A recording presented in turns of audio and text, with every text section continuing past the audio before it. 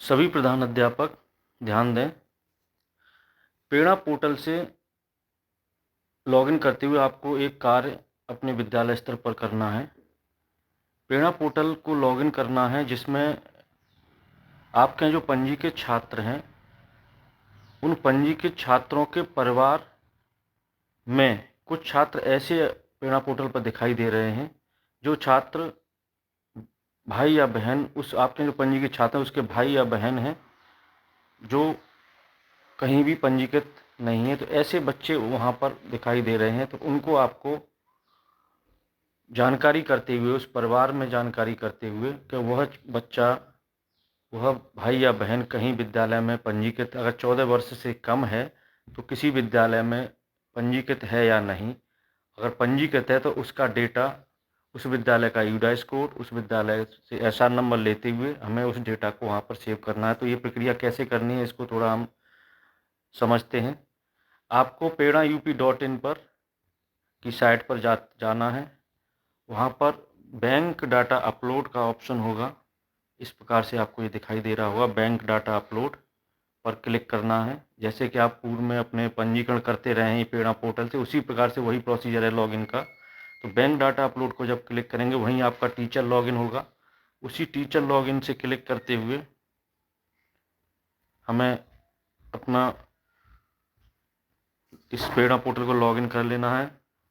जब teacher login पर click करेंगे तो इस प्रकार से हमारा एक अगला ये विंडो खुलेगी जिसमें लॉगिन पेज खुलेगा। इसमें आपको अपना रजिस्टर्ड मोबाइल नंबर यहाँ पर डालना होगा। रजिस्टर्ड मोबाइल नंबर अपना जो भी आपका एमडीएम का रजिस्टर्ड मोबाइल नंबर है उसको डालते हुए वेरीफाई करना है। आपके यहाँ 4 डिजिट का ओटीपी आएगा। उस ओटीपी पर क्लिक करते हुए हमें लॉगिन करना है। जैसे ही लॉगिन करेंगे हमारा ये पूरा प्रेरणा पोर्टल, हमारी विद्यालय की ये आईडी खुल जाएगी, पेज खुल जाएगा जिसमें ऊपर टॉप पर, लेफ्ट साइड में ऊपर टॉप पर आपको ये दिखाई देगा। यहाँ पर आप ये देख पा रहे होंगे, students mapping which are not enrolled in Prerna but their sibling are enrolled. यानी ऐसे बच्चे, ऐसे उस परिवार के सदस्य जो जिनके भाई या बहन आपके यहाँ पंजीकृत हैं, लेकिन उनके परिवार में ऐसे भी सदस्य, कोई भाई या बहन है जो कहीं पंजीकृत नहीं है, या आप कहीं पंजीकृत हैं तो वो डेटा प्रेरणा पोर्टल पर उनका भी फीड नहीं हुआ है। तो ऐसे छात्र आपको, ऐसे भाई बहन वहाँ दिखेंगे। तो इस पर आपको क्लिक करना है। इस टैब पर क्लिक करते ही आपको इस प्रकार से ये पेज खुलेगा। ये आपको दिखाई दे रहा होगा।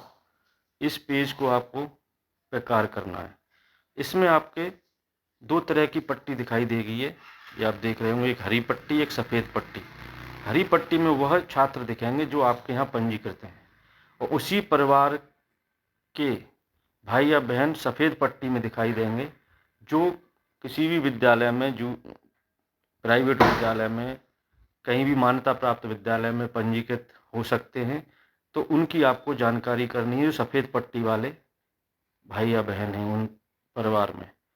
जब आप ये जानकारी कर लेंगे कि मान लीजिए सुमित उस सफ़ेद पट्टी में है, तो इस सुमित 14 वर्ष का से कम है, तो आपको ये जानकारी करनी कि ये बच्चा किस विद्यालय में, किसी प्राइवेट संस्थान में पढ़ रहा है।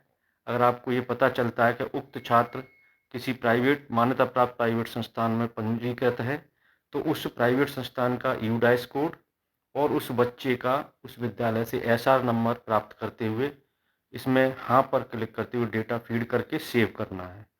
यदि आपको जानकारी में ये पता चलता है कि उक्त छात्र 14 वर्ष से ऊपर है, या उसकी मृत्यु हो गई है, या कहीं अन्यत्र वो शिफ्टेड हो गया है, तो उसकी जानकारी करते हुए नहीं पर क्लिक करते हुए हमें आपका कारण पूछा जाएगा। उस कारण को, इस संभावित जो भी कारण है, उस कारण को हमें सेव करते हुए, सिलेक्ट करते हुए हमें सेव करना है। इस प्रकार से प्रत्येक सफ़ेद पट्टी में जो भी उस परिवार के भाई या बहन आपको दिखाई दे रहे हैं, उनकी जानकारी करते हुए इस डेटा को आपको प्रेरणा पोर्टल के माध्यम से डेटा सेव करते हुए हमें इस कार्य को पूर्ण करना है। तो ये बहुत ही शासन के निर्देशन में बहुत ही महत्वपूर्ण कार्य है। इसको समयबद्ध रूप से करते हुए सभी विद्यालय इस कार्य को पूर्ण करना सुनिश्चित करेंगे। ऐसी सभी से आशा है। बहुत बहुत धन्यवाद।